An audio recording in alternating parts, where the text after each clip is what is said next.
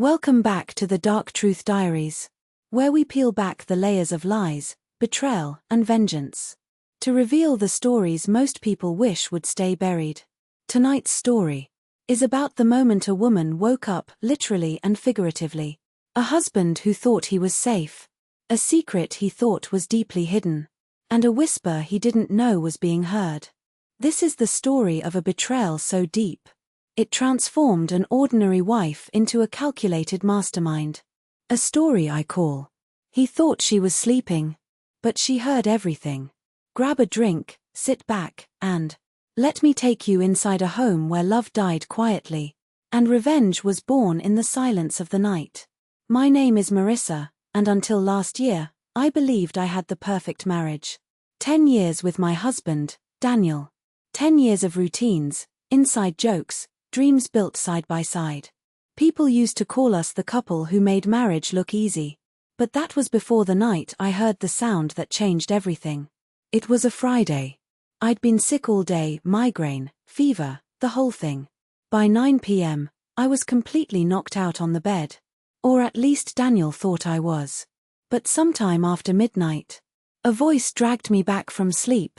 His voice. Whispering. Careful. Secretive.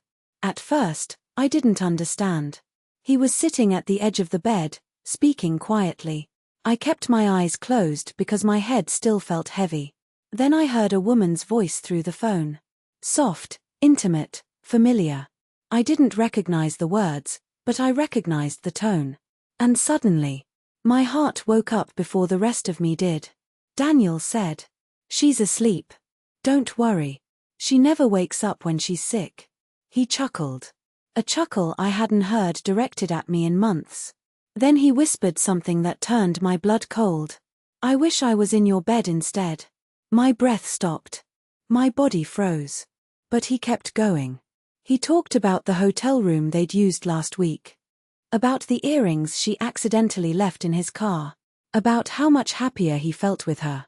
He talked like he was planning a future with this stranger. And I lay still, every muscle trembling, as I listened to the man I'd loved for a decade betray me in my own home. When he finally hung up, he placed the phone on the nightstand, leaned over, kissed my forehead, and said, "You'll always be a good wife, even if you're not the one I want." I held my breath until he left the room. Then quietly, in the darkness, my tears began. But not because I was broken. Because something inside me had changed. A switch flipped. I wasn't going to cry and confront him like some cliché. Oh no. I was going to listen, learn, and destroy him from the inside out. Over the next few weeks, I pretended nothing happened. I cooked. I laughed. I kissed him goodnight. But every morning he left for work. I went into silent detective mode. I checked his phone logs, screenshotted every number. I dug through bank statements, found recurring hotel charges. I checked his car, found a strand of blonde hair wrapped around the seatbelt. Then I found her name. Lena. Not just a random woman, but someone who worked in his office. Someone I had met before. Someone who smiled at me. Sweetly. Innocently.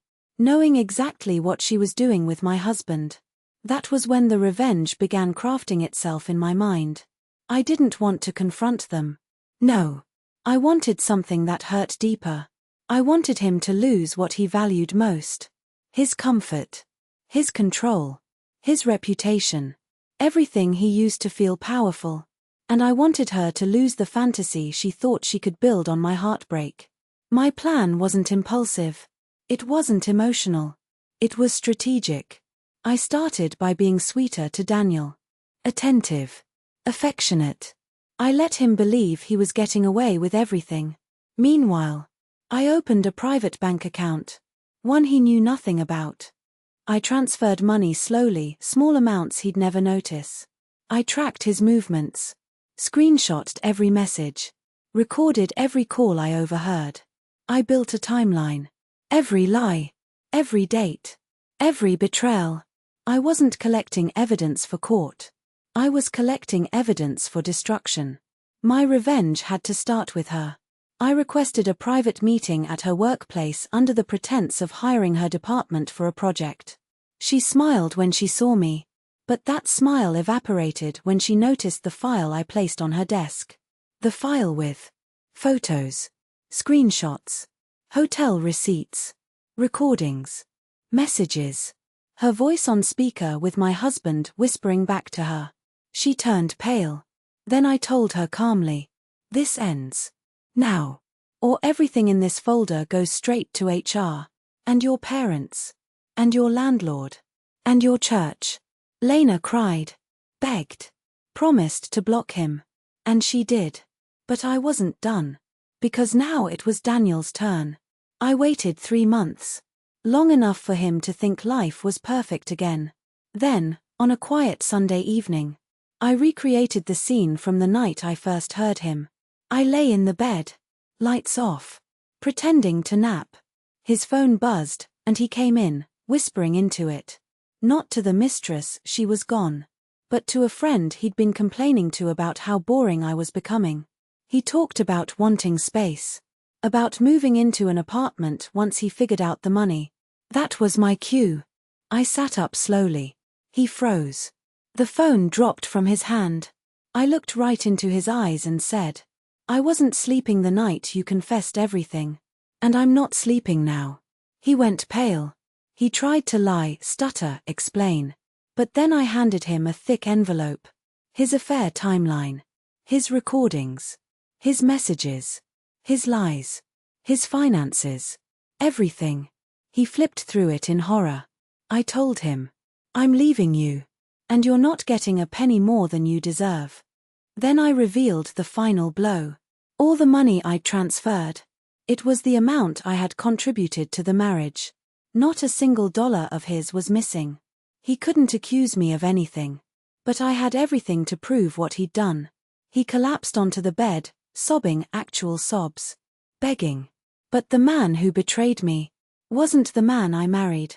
And the woman I became wasn't the woman he thought would break. By the time the divorce was finalized, Lena had transferred to another state. Daniel was demoted at his job due to personal conduct issues. His friends distanced themselves. His family stopped defending him. He lost everything he thought made him powerful. And I rebuilt my life from the ground up. Stronger. Smarter. Sharper. I used to think revenge was unhealthy. But now I know. Revenge isn't about hurting someone. It's about reclaiming the parts of yourself someone tried to destroy. He thought I was sleeping that night. But I was waking up. Waking up to the truth. And once you wake up, you never go back to sleep. If you made it to the end of tonight's story, then you already know this world is filled with people who think their secrets will stay buried forever. But here at the Dark Truth Diaries, we dig them back up. If you want more stories of betrayal, revenge, justice, and the darkness people hide, make sure you subscribe, hit the bell, and leave a comment telling me what you think of Marissa's revenge. Was it justified? Was it too much? Or not enough? Until next time, stay aware, stay sharp, and remember, sometimes the quietest people are the ones who hear everything.